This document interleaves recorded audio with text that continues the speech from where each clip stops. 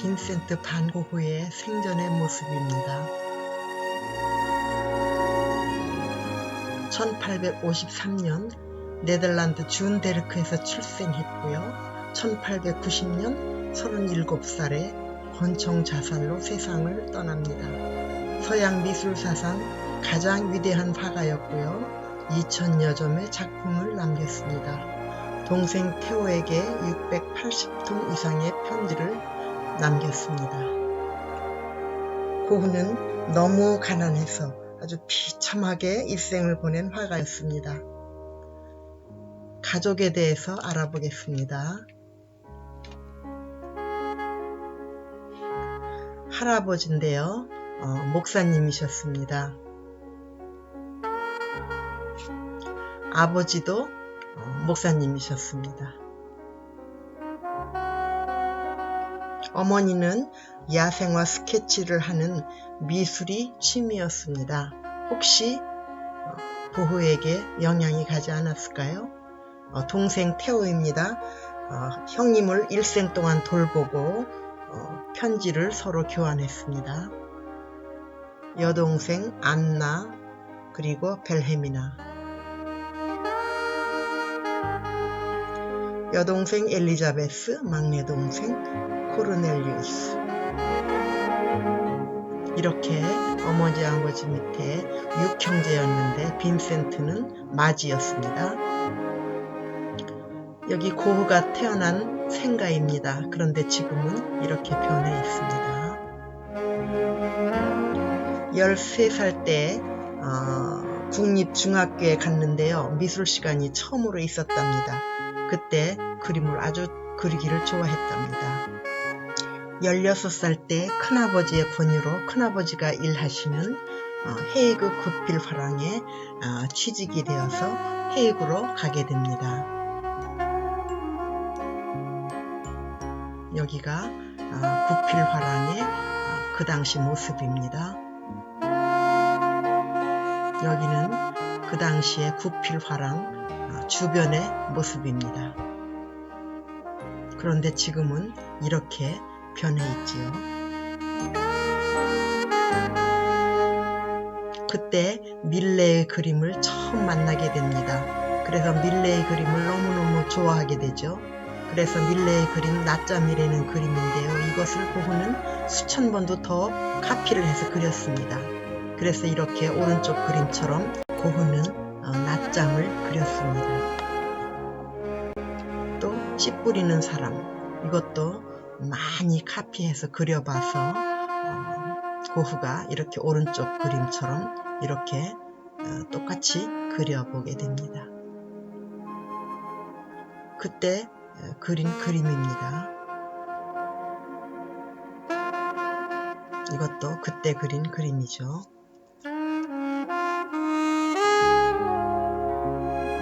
고흐는 이 시기부터 동생 테오에게 편지를 씁니다.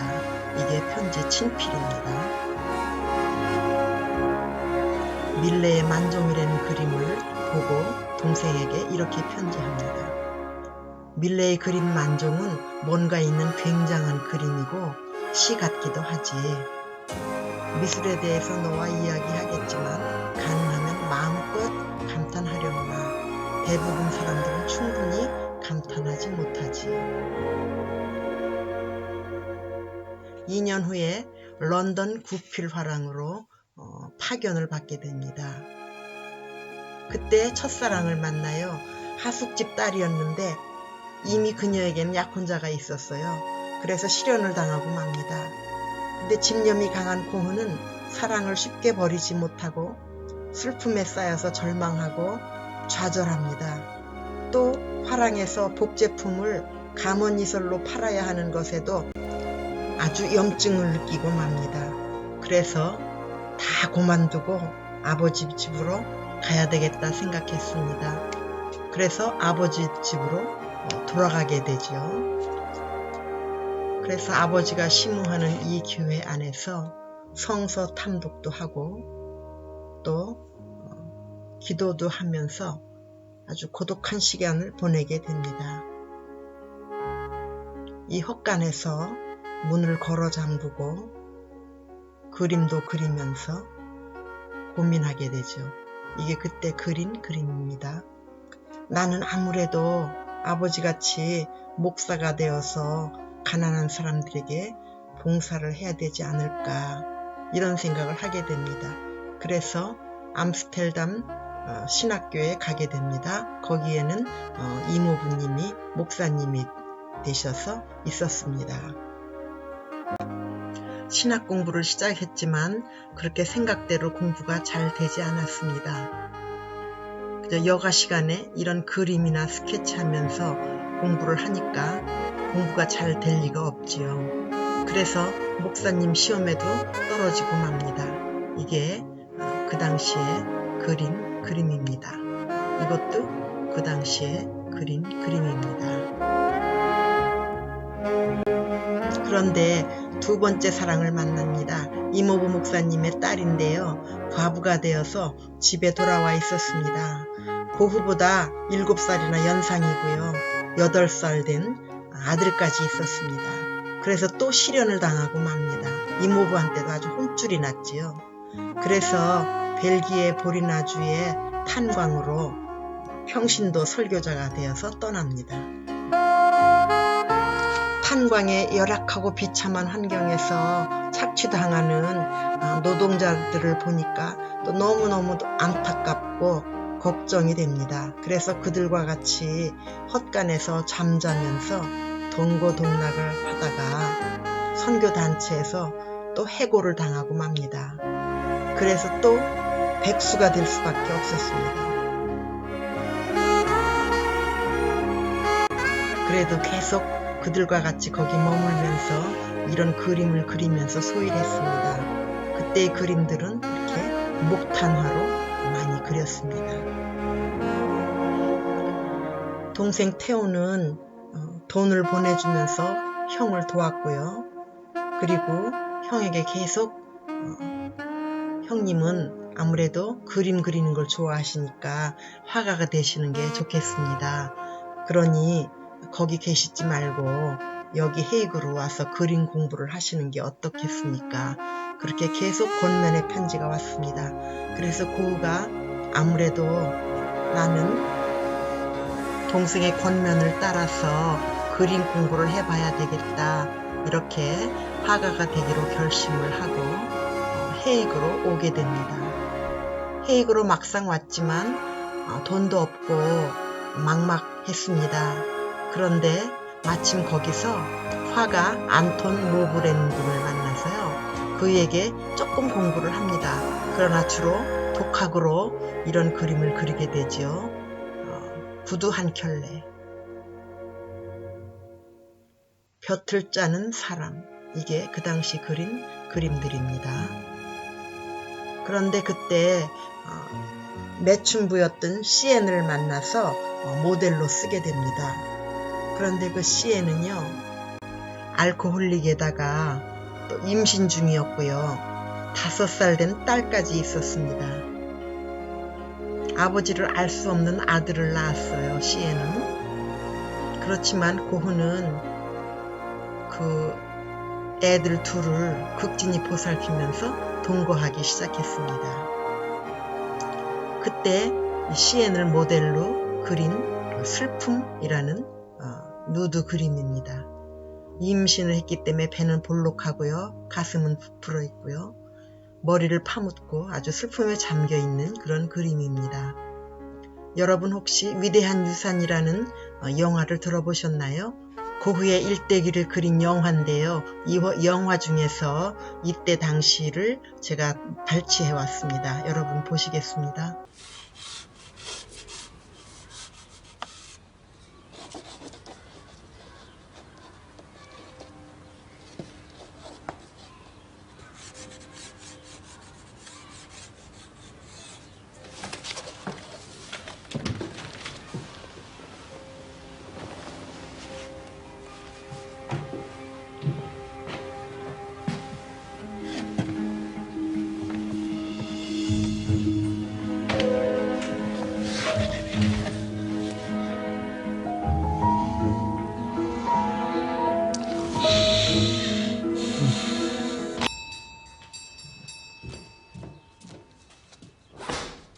Beste Theo, het doet mij goed om jou als eerste te laten weten dat Sien en ik gaan trouwen. Waar zit?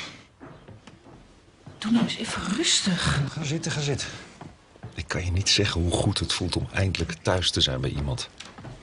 Om een gezin te hebben.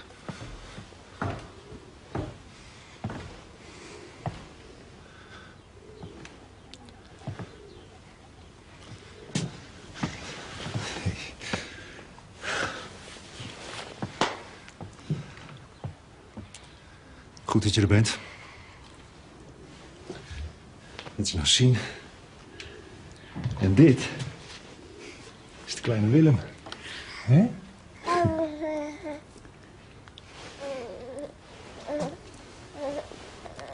Dag meneer Theo. Kunnen we even ergens? Ik heb geen geheim over Sien. Klaasje? Kom maar.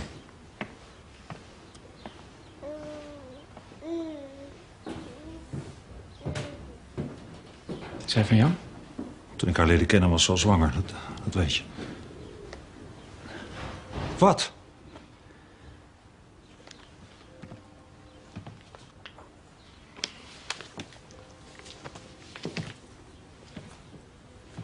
Betaal haar wat nodig is een keer terug naar Etten, Vincent. Ga naar huis. Heeft pa jou gestuurd? Sien was de enige die zich om mij bekommerde toen jullie je allemaal van mij afkeerden. Ze is een hoer, Vincent. Ze maakt misbruik van je, je hebt het niet eens door. Ze is geen hoer. Niet meer. Ze is een eervolle vrouw en moeder en ik eis dat jij met respect over haar spreekt. En hoe ga je voor de zorg? Voor je gezin. Hiermee. Met dit. Dit is het. Geen saaie stadsgezichten of landschappen meer, maar waarachtigheid.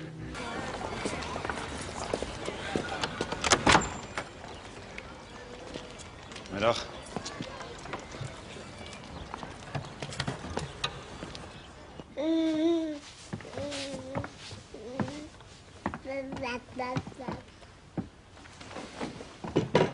Je bent vroeg? Wie was die man?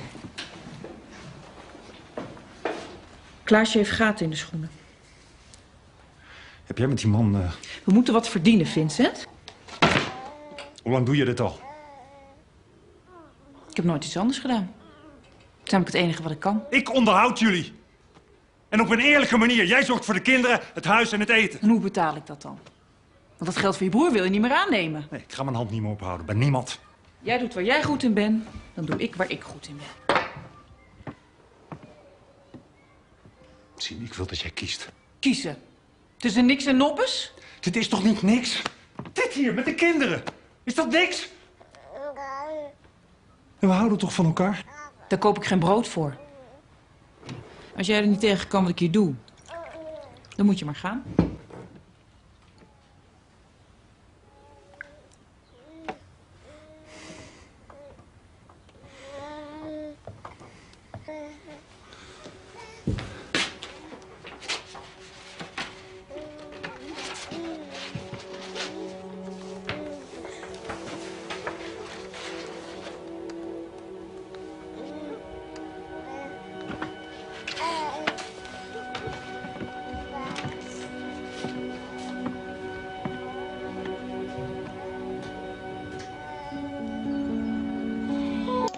다시 아버지 집으로 돌아갈 수밖에 없었습니다.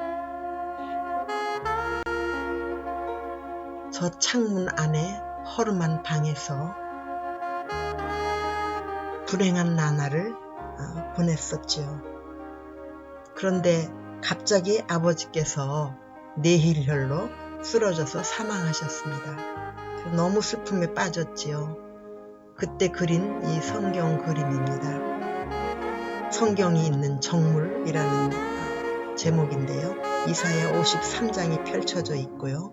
꺼진 촛불은 돌아가신 아버지를 상징합니다. 고흐의 슬픔을 잘 표현한 작품이죠. 또 감자 먹는 사람들.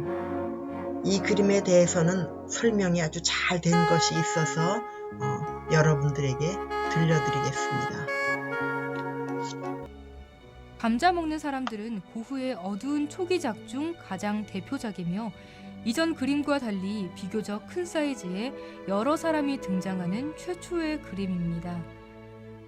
고흐는 이전에 그린 작품들은 모두 습작이었다고 하면서 이 작품이 자신의 첫 작품이라고 언급했습니다. 그래서인지 이 작품은 고흐의 첫 번째 걸작으로 평가받고 있습니다. 이 그림에는 고작 자그마한 빛이 새어나오는 작은 등불을 불빛 삼아 낡은 식탁에 5 식구가 둘러앉아 있습니다. 테이블을 비추는 은은한 빛을 제외하고는 실내는 어둠에 잠겨 있습니다. 협소한 판잣집에 변변한 색감조차 없는 이곳에서 가족들은 감자 한 접시와 차로 저녁을 때우고 있습니다. 이들의 옷차림은 허름하고 얼굴은 힘들고 거친 노동으로 인해 투박하고 피곤해 찌들어 보입니다. 모두 저마다 다른 곳을 보고 있어 가족 간의 단절감이 느껴지기도 합니다. 이렇게 고단한 농부의 삶을 그렸지만 그 어느 식사 장면보다도 진실함과 진정함이 가득해 보입니다. 고흐는 농부들의 일상을 있는 그대로 표현함으로써 그림의 진실을 담으려 했습니다. 그의 생각은 동생 테오에게 보낸 편지에 잘 드러나 있습니다. 나는 램프 불빛 아래에서 감자를 먹는 사람들이 접시로 내민 손, 자신을 닮은 바로 그 손으로 땅을 팠다는 점을 분명히 보여주려고 했다. 그 손은 손으로 하는 노동과 정직하게 노력해서 얻은 식사를 암시하고 있다.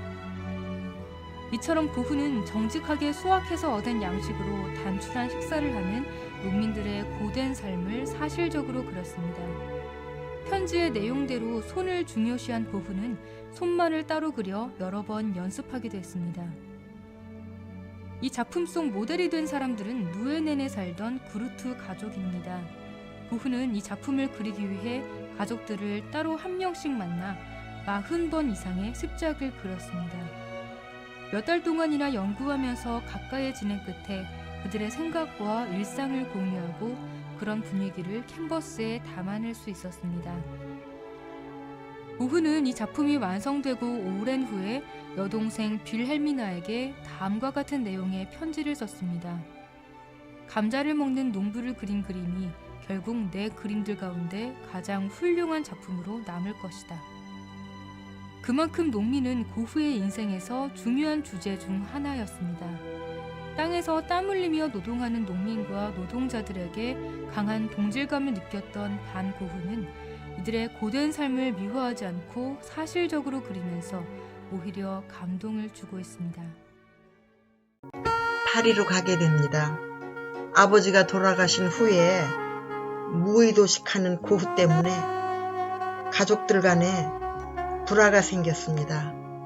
그래서 동생 테오가 있는 파리로 가서 테오의 신혼집에 얹혀 살게 됩니다. 그때에 이렇게 많은 화가 친구들도 만나고 고갱도 그때 만납니다. 특별히 일본 그림에 아주 매료가 되게 됩니다. 우키요에라는 일본 그림의 영향을 받아서 그동안에 어두웠던 화풍들이 환하게 밝게 변하기 시작합니다. 색채가 일본화에서처럼 다양하고 환하게 이렇게 변하게 되죠. 탱기 영감의 초상화, 뒤에는 일본 그림들이 있죠. 그 다음에 몽마르트의 풍차, 이것도 풍차를 그린 그림입니다.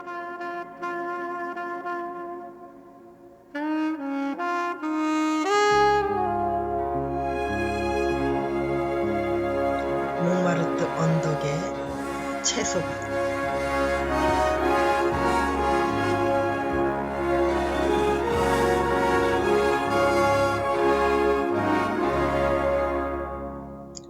클리시 다리,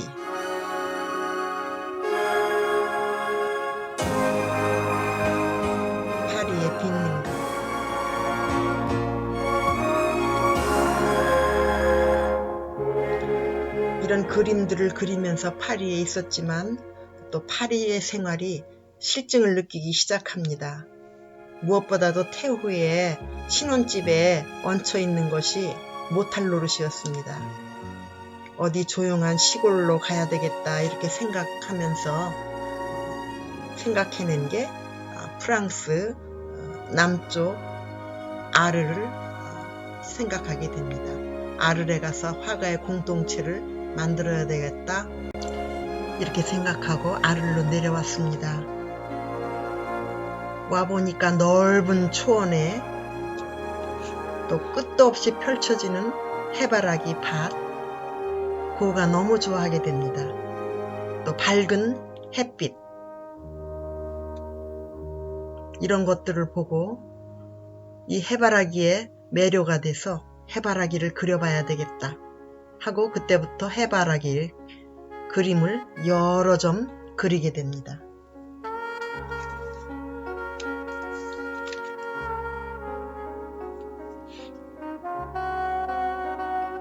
이것도 그때 그린 해바라기 그림들입니다.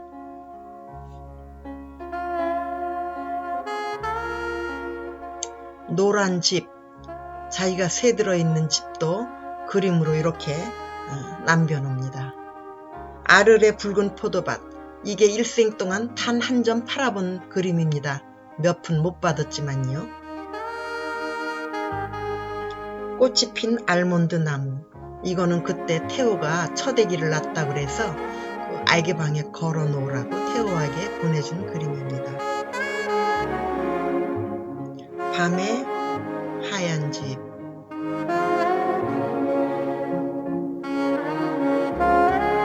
슬퍼하는 노인, 이게 유명한 밤의 카페 테라스입니다. 어떤 분은 이 그림을 이렇게 설명하더군요. 가운데 흰 옷 입은 웨이터는 예수님을 상징하고 손님이 11명이 앉아있는데 그 손님들은 제자들을 상징하고 문에 나가는 시커먼 저 사람은 유다다. 창문의 창틀은 십자가다. 이래서 예수와 12제자를 상징하는 그림이다. 이렇게 얘기를 하더군요. 그래서 고흐가 이렇게 최후의 만찬 그림을 보고 이 그림을 그렸다. 이렇게 해석하는 사람도 있습니다. 이 그림은 고흐의 의자. 우체부 롤랭의 초상화.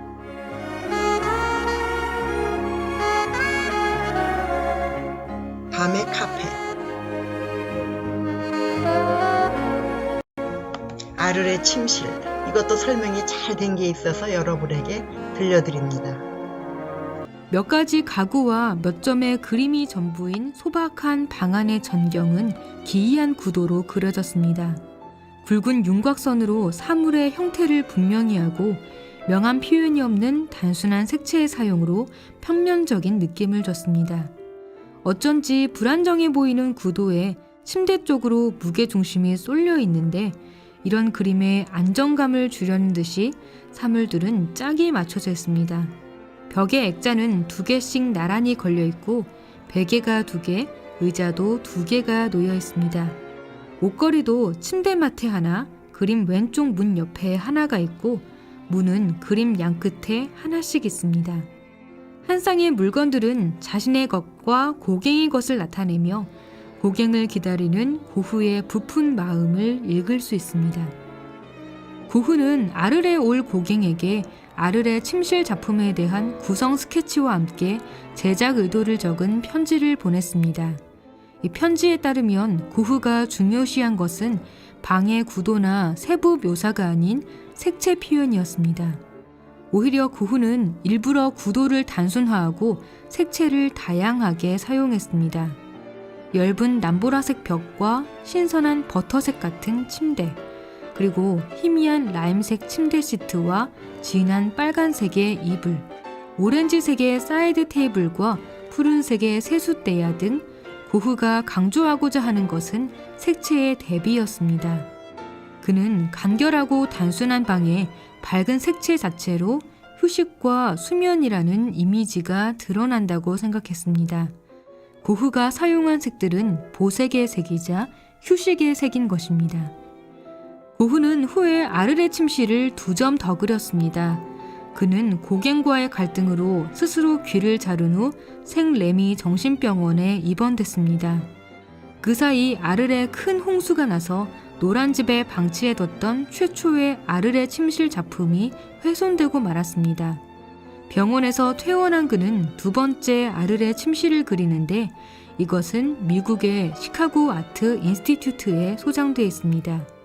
그리고 마지막으로 어머니와 여동생에게 헌정하기 위해 3번째 아르레 침실을 그렸는데 이것은 프랑스의 오르세 미술관에 소장되어 있습니다.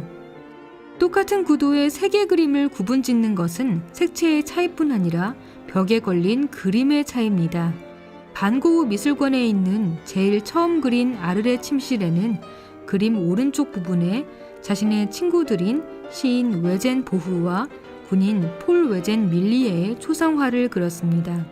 시카고 아트 인스티튜트에 있는 아르레 침실에는 그림 오른쪽에 고흐 자신의 자화상과 의문의 여인 초상화가 걸려 있습니다.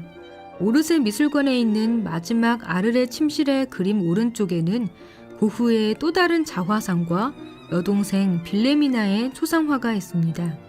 1889년 같은 연도에 그려진 2번째와 3번째 작품에서 왜 벽에 걸린 액자를 다른 것으로 그렸는지, 왜 그 초상화들로 그렸는지 그 이유는 알 수 없습니다.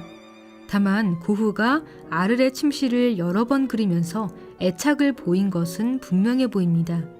아르레 침실에는 귀를 자르고 정신병원에 입원하게 된 현재의 고흐에게 더 이상 없는 과거의 고흐가 가진 화가로서의 부푼 꿈과 열정, 희망, 즐거움 등이 남아있기 때문입니다. 고갱이 내려옵니다. 태호의 간청과 고흐의 간절한 편지로 마지못해서 내려왔습니다. 오자마자부터 둘은 갈등하기 시작했습니다. 두 사람이 같이 진우의 초상화를 그렸는데 왼쪽은 고흐가 아주 지적인 여인으로 그렸습니다. 그런데 오른쪽은 고갱이 그린 건데요. 술잔을 앞에 놓고 곁눈질로 남자들을 유혹하는 아주 불량한 여자로 그렸습니다. 그래서 둘은 또 대판 싸웠습니다. 이것은 고갱이 그린 고흐인데요. 개슴츠레한 눈에 제정신이 아닌 것 같이 그렸다고, 자기를 조롱했다고 고흐는 불같이 화를 내고 술잔을 집어던지고 또 싸움이 시작되었습니다. 그러다가 고흐는 정신발작을 일으켰습니다. 면도칼로 자기 귀를 잘라서요. 그 당시에 자주 가던 창녀 라셀이라는 여자에게 보내고 잘 간직해달라고 했습니다. 창녀 라셀이 얼마나 놀랐겠습니까? 그러니까 라셀이 경찰에 신고하고 그저 온 동네가 발칵 뒤집혔습니다. 아를 사람들은 이런 탄원서를 냈습니다.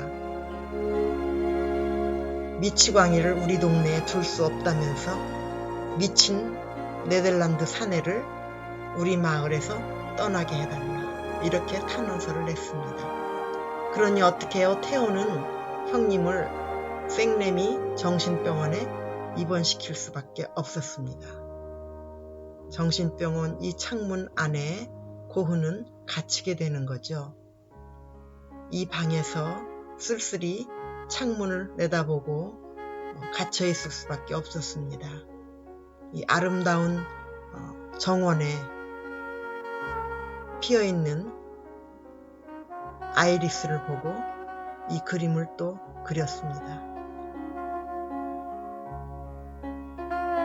내다본 정원도 너무 아름답기 때문에 이것도 그림으로 이렇게 남겼습니다. 도보니의 뜰. 이 그림이 아주 유명한 별이 빛나는 밤이죠. 이것도 설명이 잘 된 게 있어서 여러분께 들려드립니다. 그림의 가운데서 조금 왼쪽에 있는 가장 밝고 크게 빛나는 흰 별입니다. 그 외에도 수많은 별들이 총총히 밤하늘을 밝히고 있습니다. 또 오른쪽 위에는 커다란 금음달이 노랗게 빛나고 있습니다. 고흐는 달과 별 주위에 짧은 점선을 동그랗게 이어 그려서 달과 별이 사방으로 쏟아내는 빛을 표현했습니다. 짙은 푸른 밤 또한 색을 한 번에 칠하지 않고 짧은 점선을 이어 그리면서 마치 그 점선의 방향대로 밤이 움직이고 있는 듯이 바람에 따라 흐르는 듯이 표현했습니다. 또 밤하늘을 관통하는 흰 구름은 소용돌이 치듯이 회전하고 있기 때문에 마치 구름이 흐르는 듯이 더 역동성이 느껴집니다. 반면 밤하늘 아래 납작 엎드려 있는 마을은 몇몇 집이 불을 밝히고 있지만 거의 어둠 속에 묻혀 있어서 정적이고 고요한 느낌을 자아냅니다. 그런데 그림 왼쪽에 검은색 형체가 보입니다. 마치 불꽃처럼 그림 바닥에서 하늘을 향해 쭉 뻗어있는 이 형체는 죽음과 애도 그리고 무덤을 뜻하는 사이프러스 나무입니다. 고흐는 죽음을 불길하게 여기기보다는 별에 가까이 가는 길이라고 생각했습니다. 그래서 죽음을 뜻하는 사이프러스 나무가 마치 하늘과 맞닿아 있는 것처럼 보이는 게 바로 그런 이유입니다. 반면 마을 한가운데에 있는 뾰족한 교회의 첨탑은 하늘에 한참 미치지 못하고 있습니다. 인간은 하늘에 닿으려 노력하지만 자연에는 미치지 못한다는 걸 나타내는 고흐의 뜻 같다는 생각이 듭니다.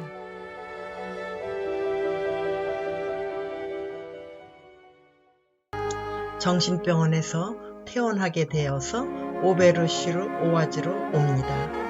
동생 테오의 주선으로 이렇게 아름답고 풍광이 좋은, 그리고 또 파리에서 가깝고 또 폴 가세 박사가 있어서 형님을 잘 돌봐줄 수 있다 이렇게 생각하고 여기로 형님을 데려옵니다. 이 여인숙 3층에다가 방을 하나 얻었고요. 바로 이 방이 고흐의 마지막 방이 되는 것이죠. 이 층계를 올라가면 가세 박사의 집이 있었습니다. 이렇게 또 가세 박사의 초상화를 그리죠. 이게 죽기 한 달 전에 그린 그림입니다. 오베르 교회. 이 오베르 교회도 고흐는 그림으로 이렇게 그립니다.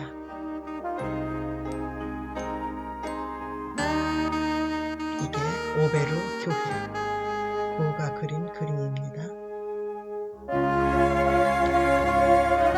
사이프러스가 있는 들판. 이 사이프러스 나무는 무덤을 뜻한다 그랬죠. 불길하게 보이죠? 이 그림이. 까마귀 나는 밀밭. 까마귀 나는 밀밭은 고흐가 마지막으로 남긴 작품이라고 합니다. 가운데 길은 뚝 끊어지고 캄캄한 밤하늘에는 불길한 까마귀 떼들이 날아다니는 아주 죽음을 예견하는 그림입니다. 쇠약해진 몸과 마음을 이기지 못하고 들판에 나가서 가슴에 총을 쏘았습니다. 방에 돌아와서 고통 속에 이틀을 보내고 동생 테오가 지켜보는 가운데 운명하게 됩니다. 고흐가 운명한 마지막 집을 우리가 다 같이 찾아가 보겠습니다.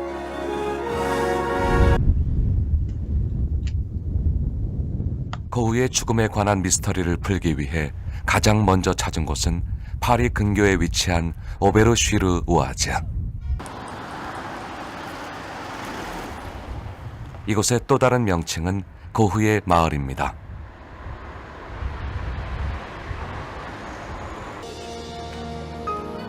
그 중에서도 라브 여인숙은 고흐가 마지막 죽음을 맞이한 특별한 장소입니다.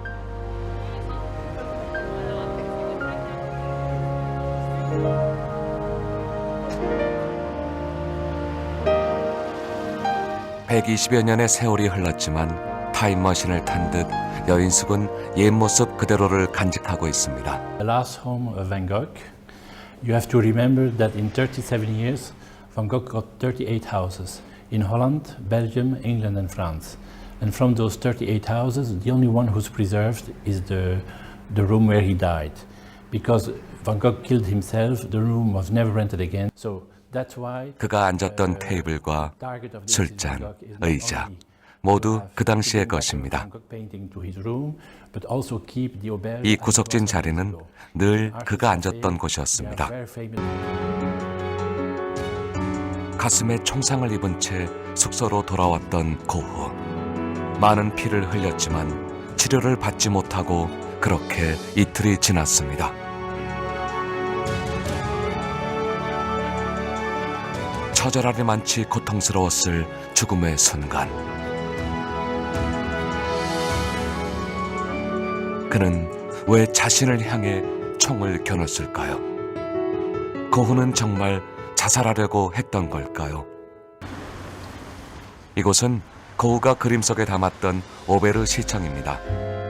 그의 사망 신고서가 보관된 곳이기도 하죠. 고흐는 여기 이렇게 묻혀 있습니다. 형의 죽음에 충격을 받은 동생 테오도 6개월 후에 죽게 되어서 여기 이렇게 나란히 묻혀 있습니다. 그의 일생은 생활비를 동생에게 의지하며 때때로 굶고 물감을 먹기까지 한 비참하고 불운한 실패의 연속이었으나 죽은 후에 가장 영예를 누린 화가가 되었습니다. 유명한 작품 두 가지를 여러분에게 소개합니다. 아이리스, 정신병원에 입원했을 때 창너머로 정원에 피어있는 아이리스를 그린 것이죠. 뉴욕 소더비스 경매에서 5,390만 불에 팔렸습니다. 지금은 LA의 게디 센터에 소장되어 있습니다.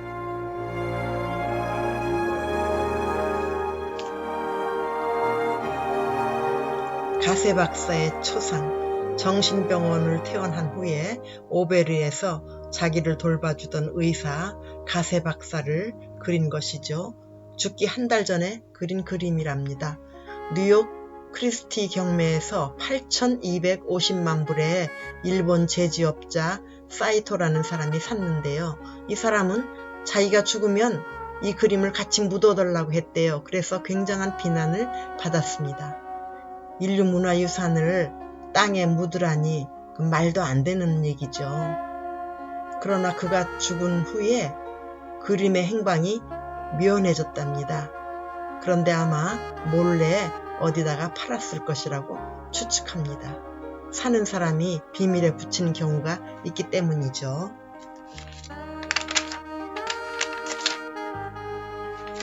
이 할머니는 121살까지 산 아주 장수 할머니인데요. 고흐가 물감과 캔버스를 사러 다니던 가게 주인의 조카였답니다. 자기가 14살 때 35살 고흐를 본 적이 있는데요. 지저분한 옷차림에 불쾌한 인상이고 못생기고 술 냄새를 쿵쿵 풍긴다고 떠들어대서 아주 유명해진 할머니입니다. 테오의 부인인데요. 고흐가 자기 남편 테오에게 남긴 편지 680통을 정리해가지고 2권의 책으로 발간했습니다. 이 편지들에는 고흐의 정신적인 고뇌와 이해받지 못하는 고독, 진실한 내면의 세계, 그의 불꽃 같은 인생을 잘 보여줍니다. 그래서 아주 훌륭한 문학 작품이라고도 말합니다.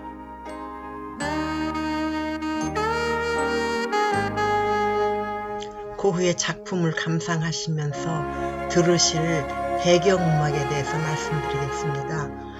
이 배경음악은 빈센트라는 제목인데요. 미국의 가수 단 맥클리라는 사람이 작사 작곡했습니다. 고흐의 전기를 읽고 감동을 받아서 작곡한 곡이랍니다. 들어보시겠습니다. Starry, starry night.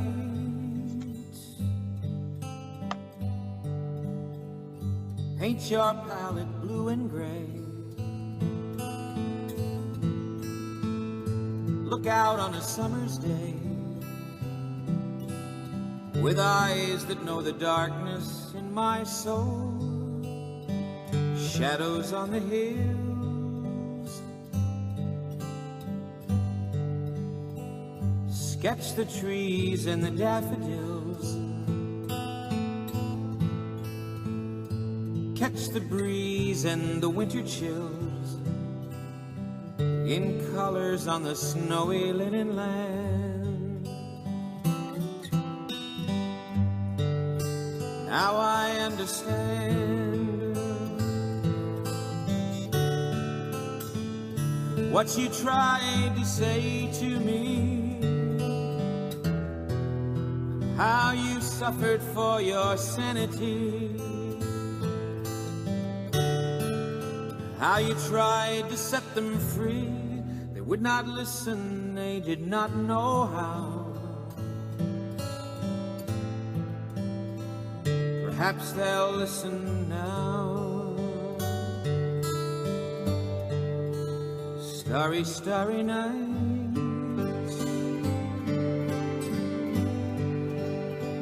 flaming flowers that brightly blaze, swirling clouds in violet haze, reflect in Vincent's eyes of china blue. Colors change in you.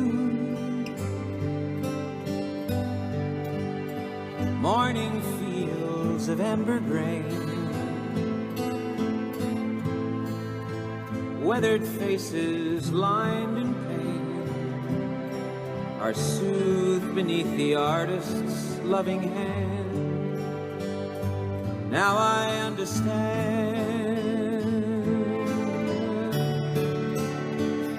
what you tried to say to me, and how you suffered for your sanity, how you tried to set them free. They would not listen, they did not know how. Perhaps they'll listen now, for they could not love you. Still your love was true, and when no hope was left inside on that starry, starry night, you took your life as lovers often do. But I could have told you, Vincent, this world was never meant for one as beautiful as you.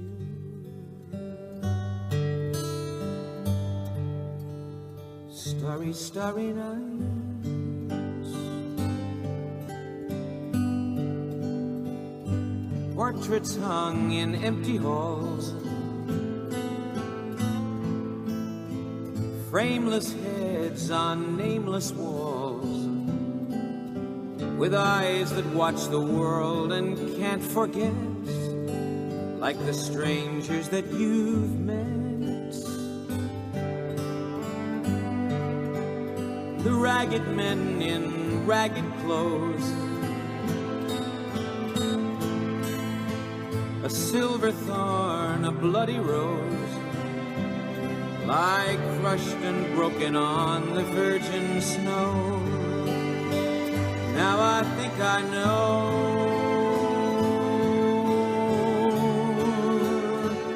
what you tried to say to me, and how you suffered for your sanity, and how you tried to set them free. Would not listen, they're not listening still. Perhaps they never